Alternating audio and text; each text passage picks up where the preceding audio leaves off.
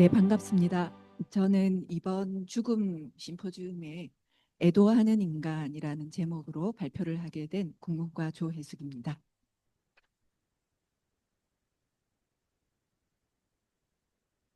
제가 일부 마지막 발표이고 제가 발표를 어떻게 하느냐에 따라서 토론을 할 수 있느냐 없느냐가 결정이 되기 때문에 첫 페이지와 마지막 페이지만 기억해 주시면 될 것 같은데요. 앞서 선생님들께서 발표해 주신 철학적이고 심리학적인 내용을 문학 작품 속에서 좀 꼼꼼히 그것도 저희 개인적인 경험 때문에 그 작품들을 좀 꼼꼼하게 읽게 된 경험 같은 것들을 함께 나누는 그런 발표입니다. 저는 만 58세가 된 올해 초에 언니들의 언니가 되었습니다.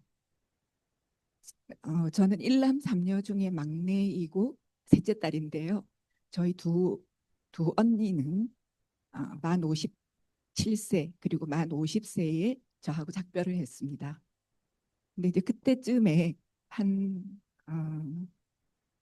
작은 언니가 돌아갈 때 2년쯤 전에 저희 부모님도 제가 첫 번째 독일 연구년을 하고 있을 때 어, 개강과 종강 때 제가 부고를 103일 차이로 내야 됐던 형편이어서 그때 제가 생각하는 느낌은 이제 좀 무릎을 펴고 일어나 볼까 하는데 다시 주저앉혀지는 느낌이었습니다.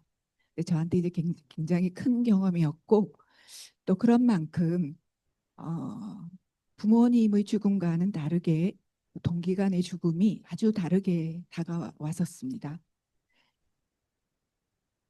그 제4회 심포지움 주제였던 나이 들에 대하여 민은경 선생님의 글을 보니까 나이 들에 대해서 말할 수 있는 사람은 나이 들어본 자만이다.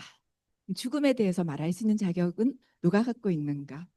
아마도 가장 가깝고 절실한 죽음을 경험해 본 사람이 아닐까. 이번에 죽음이라는 주제가 나왔을 때 나 한번 해보자 이런 용기를 내게 되었습니다. 음, 동기 간의 사별이 가져온 아주 절창이라고 인용되는 고전 시가는 잘 아시는 것처럼 제 막내가입니다. 월명사가 죽은 누이를 위해서 지전을 태웠더니 서쪽으로 날아갔다라고 하고 이 삼국유사의 14편 향가 가운데서 가장 짧은 배경설화를 가지고 있으면서도 매우 서정시로서의 구성이나 표현이 절묘하고 뛰어나서 회자가 되는 그런 작품이지요. 제 막매가 훌륭한 것은 물론 뭐 3단 구성에서 과거와 현재의 죽음의 상황을 영탄적으로 인식하고 또 과거 누이와의 인연을 비유적으로 이미지화해서 잘 보여준다. 이것에도 있지만 제가 언니들의 죽음을 대하고 난 다음에 학생들에게 강의를 하면서 목이 메었던 장면은 이 세 번째 단락. 아까 한성일 선생님이 말씀하셨던 미래에 다시 만날 것을 확신하는 의지의 대목이었습니다. 이건 아무나 할 수 없다. 이건 월명사의 죽음 인식이 바로 인간의 본질에 대해서 다가간 부분이 아니었던가. 그래서 저 대목을 강의할 때마다 약간 좀 목이 메는 저를 발견하곤 했습니다. 그래서 실제로 생사로라고 해서 처음에 주어진 길이었던 작은 길이 미래에 다시 만날 저 돌을 닦는 큰 길로 나아가는 이 지점을 저희 주어진 길과 나아갈 길로 다시 정립을 하면서 살게 되었다. 이렇게 말씀드릴 수가 있겠습니다. 어, 오늘 제가 말씀드리고자 하는 주된 내용들은 연암 박지원이 큰 누님 아주 어머니처럼 여겼다는 큰 누님이 돌아가셨을 때 묘지명을 지었는데요. 이걸 20년이 넘도록 계속 고쳐 쓰는 거예요. 예전 같으면 아니 다른 연구자들도 이 고쳐 연암이 워낙 탁월한 문장가이고 여러 번 고쳤으니까 여기에 대해서 얘기는 했습니다. 근데 저는 이것을 고쳐 쓴 이유나 그 새로 고쳐진 부분에서의 달라진 부분들이 되게 크게 다가왔습니다. 그리고 여기에 주목한 또 연구자도 있었거든요. 그래서 이 부분을 조금 더 자세하게 왜 이래야만 했을까? 그 인간 연함에 좀 다가가고 싶은 생각이 들었고요. 그것을 주된 소재로 삼았습니다. 이 묘지명은 아시는 것처럼 사람이 죽고 난 다음에 그 사람의 이름이나 신분이나 행적 따위를 돌이나 도자기 파편 같은 데 새겨가지고 무덤 구덩이에 같이 묻는 그런 글입니다. 지 부분이 산문이고 명 부분이 압축한 시가 되죠. 그리고 이제 그 앞에다가 홀령이 다닌다고 하는 남동쪽 묘도에 세우는 것을 묘비라고 하는데 이것도 묘비명으로도 많이 남아 있습니다. 박지원이 35살이 되던 1771년에 이 처음 누님의 보통 한 달 정도 장례를 하니까 아마 그때 묘지명을 처음 지었던 것 같고요. 지금 남아 있는 좀 확신할 수 있는 이본만 8종에 이른다고 합니다. 그 중에서 내용이 좀 차이가 있어서 주목할 만한 것들은 여기에 우리 그 이전 그 연구자가 정리해 놓은 이 8종 가운데서도 A, B, C, D 정도 4종 정도가 다른 내용을 좀 주목하게 되는 것 같습니다. 학계의 관심은 연암이 워낙 탁월한 분이다 보니까 이 명문장가가 도대체 어떻게 구성이나 표현을 절묘하게 했는가 거듭 고쳤으면서 자신이 거기에 대해서 어떤 정서적인 절절함 이런 것들을 기가 막히게 만들어냈는가 이런 데 초점이 놓였던 것 같습니다. 손자 박주수가 그린 연암의 초상인데요. 이분은 과연 그러기 위해서 큰 누님을 그렇게 오랫동안 불렀을까요? 저는 좀 다르게 생각이 됐습니다. 어떻게 해도 연암에게는 죽음이라고 하는 사실 자체는 변하지 않지만 그 죽음을 기억하는 태도, 방법이라고 하는 것들을 거듭해서 20년이 넘도록 고쳐 쓰는 과정 속에서 변하지 않는 죽음에 대해서 말하는 것이 아니라 그 죽음을 대하는 나의 삶, 더불어서 누님의 삶까지를 다시 생각하게 된 것은 아닐까. 그래서 창작자인 동시에 이러한 연암보다는 애도하는 인간으로서의 연암에 좀 더 다가가고 싶었습니다.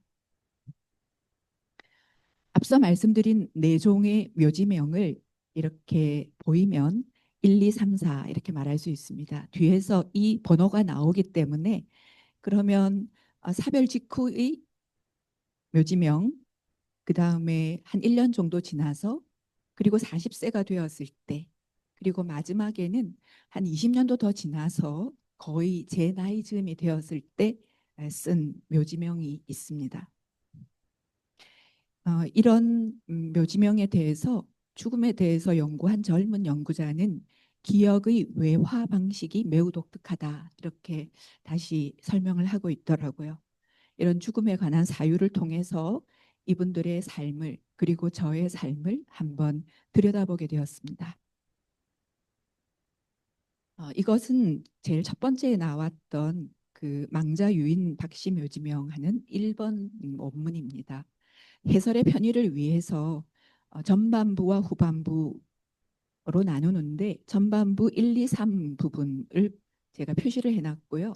그리고 후반부 차호로 감탄사로 시작되는 후반부도 4, 5로 다시 번호를 매겼습니다.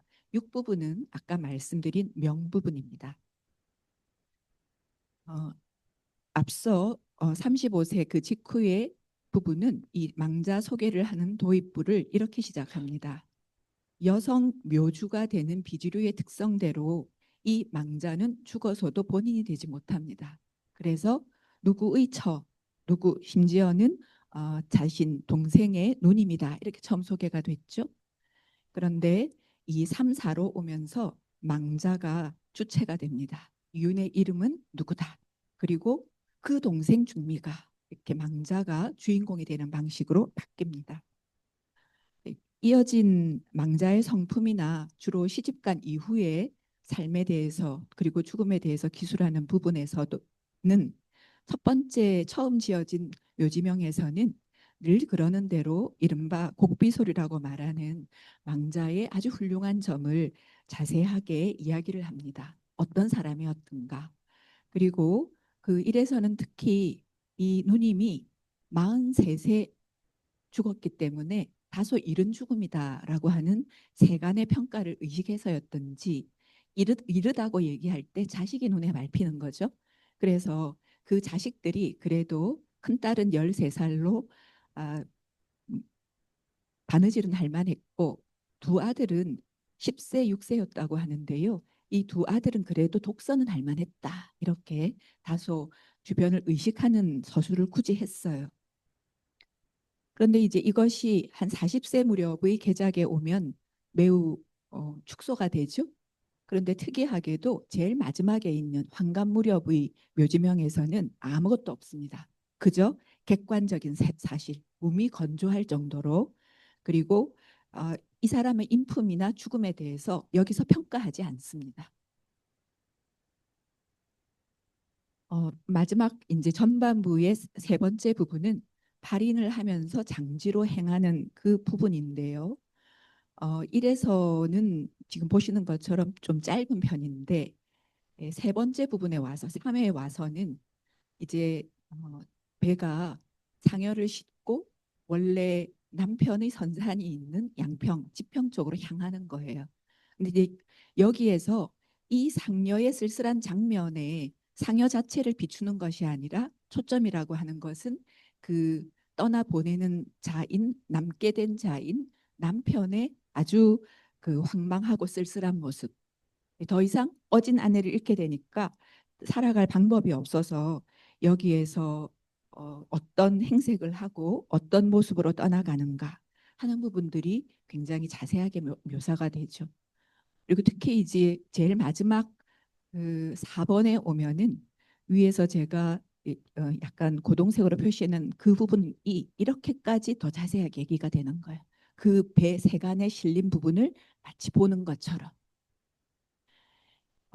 이걸 통해서 사실 앞서 다른 식으로 인품이라든가 나는 이 사람의 영향, 죽음의 영향을 묘사하지 않았던 그 4번에서는 그 부분은 굉장히 절제돼 있었는데 이 부분에 오면 오히려 대단히 자세하게 이 부분을 묘사를 하면서 누님이 살면서 어떤 노력을 했고 역할을 했는지 그리고 죽은 이후의 영향이 남은 이들에게 어떻게 남았는지 하는 것들을 가늠하도록 하는 것입니다. 이렇게 절제된 감정에서 정서의 고조를 일으켜서 마침내 마지막 부분은 나는 새벽 두묵개의 배에서 그를 전송하고 통곡하다 돌아왔다. 이거는 아주 급진적인 것 같지만 매우 달라진 부분이죠. 이런 통곡의 감정이 그 다음 후반부에 있는 첫 번째 단락 아아 하는 감탄사와 연결이 됩니다. 여기에서는 누님과 과거에 있었던 28년 전의 일을 회상하게 됩니다. 이것도 역시 누님과의 이별이라면 이별인 거죠. 누님이 시집 가던 날입니다. 그런데 마음에 들지 않겠죠. 8살짜리 연함이. 그래서 막 장난을 치다가 마침 누님이 그때 잘못해서 실수로 빗을 떨어뜨리니까 때는 이때다 하고 막 심술을 부리는 거예요. 그런데 4번에 오면 이 부분이 훨씬 자세하게 묘사가 됩니다. 여기 노란 장난을 쳤다 했는데 어떤 장난을 쳤는지 8살짜리가 알 수 있었던 그리고 1에는 들어있지 않던 1, 2, 3에는 들어있지 않던 그렇게 했을 때 누님이 어떻게 했느냐 하면 달래면서 누님이 아끼던 물건 하나를 주는 장면이 드러납니다. 누님의 성품, 그때 자기가 느꼈던 감정이 훨씬 자세하고 누님이 어떤 분인가 하는 것을 알 수 있도록 개작이 일어난 셈입니다. 이런 문체와 상황의 대조를 통해서 과거와 현재 그리고 삶과 죽음, 행복과 불행이 나란히 병치가 되면서 슬픔은 어느 곳에 머무르는가 하는 것들을 목도하게 됩니다. 이제 지혜의 마지막 부분입니다. 그 1, 2, 3에서는 모두 다 비슷하게 홀로 이제 그 배를 떠나보내는 마침내 보이지 않게 되었을 때 그때 드는 자신의 생각이 이렇게 드러났는데요. 마지막 4번에서는 특히 누님이 빛을 떨어뜨렸던 때를 생각하는 이 부분이 이렇게 자세해집니다. 울면서 그때를 생각하는데 이 때를 어, 시간이 지나면서 이분이 그때로부터 20년 이상 지났잖아요. 그러면서 나이가 들면서 이별과 근심, 가난이 떠나지 않아서 꿈결처럼, 이건 좋은 의미의 꿈결처럼이 아닙니다. 실제로 이 시간까지 오기까지 연암은 연구에 의하면 유난히 많은 주위의 죽음을 맞이하게 됐다고 알고 있어요. 이 시기에 오기 전까지 이 마지막 그 묘지명을 쓸 때는 자신이 정말 내 동료이자 절친한 제자이다라고 말했던 이동무의 죽음을 몇 달 전에 목도했었고요. 그리고 어, 아내의 죽음이나 또 형수님의 죽음이나 또 스승이자 자기가 장인으로 모셨던 그 이보천의 죽음이나 또는 홍대용 이런 정철조 이런 직위들이 다 떠나고 난 다음이거든요. 그래서 그때 다시 이 죽음을 생각할 때 형제와 지난 날은 어찌 그리도 짧았는가 하는 자신의 심회가 이 시기에 와서 다시 추가되게 되는 거죠. 그래서 그러면 여기에서의 남겨진 이는 그러니까 처음에 그 배를 보낼 때 누님이 죽었을 때의 그때가 아니라 이때 남겨진 이는 연암 자신이 되는 겁니다. 그리고 자기의 모습을 그 이후의 모습을 다시 회상하게 되는 것이죠. 이것이 사실 정서적인 고양 상태로 보자면 슬픔이 아, 연암에게 내면화되면서 우리에게 미적 감동을 선사하는 부분이 아닌가. 제 막매가라고 치자면 마지막 그 주제부에 해당하는 그 부분과 겹쳐진다는 생각을 했습니다. 이로써 누님은 죽어서 사라진 사람이 아니라 누님과 자신의 삶이 죽음이 아니라 삶이 비로소 만나게 되었다. 그렇게 말할 수 있지 않을까요? 명은 거의 조금 고쳐진 것을 제외하면 거의 똑같습니다. 그런데 연구하신 분들에 의하면 이 명도 보통 망자의 뭐 행적이라든가 미덕을 찬양하는 일반적인 내용이 아니라 대단히 파격을 가지고 있다 이렇게 평가를 하시더라고요. 지금까지 우리가 연암의 개작 과정을 한번 따라가 보니까 누님에 대한 기억과 슬픔은 한결같지 않았다. 오히려 자신의 나이나 상황에 따라서 재해석되고 그리고 그 애도의 정서 또한 변화가 있었다라고 하는 것들을 알 수가 있었습니다. 연암에게 또 다른 여인으로서 중요한 사람은 어머니처럼 따랐다고 하는 형수님 묘지명이 있습니다. 여기에서도 역시 사파들을 그 형수님이 떠나시기 바로 직전에 아주 병색이 완연한데도 형수님께 가서 아주 다정한 얼굴로 저 연암골에 가서 우리 소도 사고 나무도 1,000그루씩 심고 거기 가서 환한 햇살처럼 살아봅시다. 이렇게 위로하는 장면이 나옵니다. 그때 그때는 대화체가 나오는데요. 형수님이 갑자기 벌떡 일어나면서 그것이야말로 제 오랜 꿈이에요. 이렇게 대답을 하거든요. 그래서 이런 사파적인 방식이 전에서 그 사기의 전에서 영향을 받았다고 하는데 묘지명에서 사실 죽음이 아주 슬픔이 극대화하면 그런 표현을 어떻게 쓸까라고 하지만 연암 같은 사람은 무엇이 사람을 그곳에 머무르게 하는가 추억하게 하는가 하는 부분을 아마 이런 에피소드의 삽입을 적절히 안배하고 구성작의 묘미를 가하면서 아까 새벽에 그 검푸른 숲이 누님의 쪽진 머리 새벽달은 눈썹 같았다 하게 조응시키는 부분이 나오는 것처럼 그렇게 연결해 가면서 벚꽃창신이다 이야기하는데 이건 글쓰기 방법이 아니라 연암이 가지고 있었던 죽음에 대한 깊은 사유 그리고 인간의 본질에 대한 이 부분의 의식이 드러난 부분이 아닐까 생각을 해봤습니다. 음, 또 다른 중요한 여인이었던 아내 되게 존경했었다고 그래요. 그래서 사실 아내가 죽을 무렵에는 주변에 그래도 나이 든 남성이니까 좀 수발을 해줄 사람들이 필요했는데 주변에서 다시 철을 얻을 것을 권했는데도 응하지 않았고 지방에 과도 관기를 가까이 하지 않았다고 알려져 있어요. 근데 보통은 이제 그 도망시를 짓죠. 도망시를 짓고 아까 친구들이 보통 애도시라고 할 때 흔히 나타나는 것이 도망시가 많고요. 곡 형제시, 형제들 그럴 만하고요. 그리고 도붕시, 친구들이 죽었을 때, 그리고 자식이 죽으면 곡자시 이런 것들이 있는데 도망시에서 보통 이런 유학자들이 아내를 입은 그 상처의 아픔을 이야기하기는 해도 보통 단시로 끝나고 연작시를 한다고 해도 한 3수에서 많이 하면 강세왕 같은 분이 8수 정도 지었는데 이분은 20수를 지었다는 거예요. 근데 그런 기록은 그 아들이 남긴 과정록이나 연암집 곳곳에 있는데 작품은 발견할 수가 없었는데 이 연암의 친구였던 유한준의 아들 이 유만주의 일기 흠령에 두 수가 그 속에 있는 것을 발견해서 김명호 선생님이 소개를 하신 것을 이번에 봤습니다. 역시 이제 이 작품도 실제로 어, 도망시를 일반적으로 짓는 것과는 다르게 여기 나중에 뭐 오작교까지 바랄 거 있어요. 그러지 말고 저 은하수가 저렇게 떠 있으니 지금 만나죠. 이렇게 재회에 대한 꿈이나 소망을 기약을 하거나 그다음에 떠나고 난 다음에 홀로 쓸쓸하게 남은 자신의 심정을 대단히 담담하게 기술하고 있어서 좀 다른 경지를 보여준다고 합니다.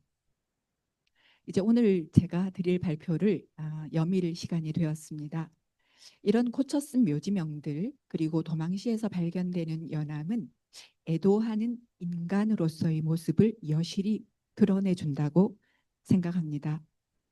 자신의 현재 위치 속에서 거듭되는 개작을 통해서 망자와 애도자 그리고 죽음과 삶은 끊임없이 마주하게 되는 것이고 그 속에 아까 앞선 선생님들께서 말씀하셨던 것처럼 어떤 의지적 성취 저는 그걸 성숙이라고 부르고 싶은데요. 사람의 마지막 목적이라고 하는 것이 성숙에 있다면 이것만큼 잘 보여줄 수 있는 것이 있을까 그런 생각이 들었습니다. 그래서 여전히 애도 문학은 그 특징도 있지만 우리 모두가 죽음과 마주해야 될 사람들이기 때문에 자신의 죽음에 대해서는 할 말이 없지만 내 주변의 죽음에 대해서는 깊이 애도하는 것이 필요하다. 그래서 저는 다음 학기쯤에 죽음에 관한 작품들만을 모아가지고 소그룹 원전 읽기를 한번 해볼까 생각하고 있습니다. 학생들이 제 막매가를 가르치면요. 우리가 생각하는 것 이상으로 죽음에 대해서 매우 진지하고 깊은 사유를 보여줍니다. 배우는 게 많아요. 정말로요. 그래서 마더 데레사가 얘기한 것처럼 삶은 어떤 것을 이루어 나가는 일이고 죽음이라고 하는 것은 바로 그것의 완성이다 하는 부분에 밑줄을 긋고 싶습니다. 저도 연암을 이렇게 자꾸 읽게 된 그리고 거기다 밑줄을 긋게 된 것은 저의 그간의 시간들 때문일 건데요. 이 가까운 존재들과의 작별이 남긴 흔적들 덕분에 내가 이 지구별 짧은 여행에서 어떤 존재들로부터 사랑을 입었고 또 비롯했고 그리고 그것을 무엇으로 갚아야 될까 이런 데 대한 음, 생각을 아주 깊숙하게 새기게 되었습니다. 깊은 밤 하루를 적실 때마다 저에게 그리움의 샘을 저릿하게 보여준 이들에게 절하며 박완서 선생님이 그리움은 축복입니다 하는 말씀을 하셨는데요. 제가 실감을 해보니까 이 샘은 참 신비한 샘이어서 아무리 그리워해도 마르지 않고요. 그것을 길어 올릴수록 오히려 맑은 물을 보여줍니다. 그것이 저를 저답게 하고 또 깊이 내가 관계 맺지 않은 어떤 죽음 앞에서도 애도하는 마음이 바로 즉시로 되게 하는 그런 신비의 명약은 아닌가 하는 생각이 들었습니다. 저의 발표는 여기까지고요. 제가 중요하게 생각하는 것은 마지막인데요. 오늘 선물로 제가 좋아하는 가을시 한 편을 들려드리면서 마지막을 삼겠습니다. 조용한 일, 김사인. 이도저도 마땅치 않은 저녁, 철이른 낙엽 하나 슬며시 곁에 내린다. 그냥 있어 볼 길밖에 없는 내 곁에 저도 말없이 그냥 있는다. 고맙다. 실은 이런 것이 고마운 일이다. 오늘 이곳에 함께 계신 여러분 참 고맙습니다.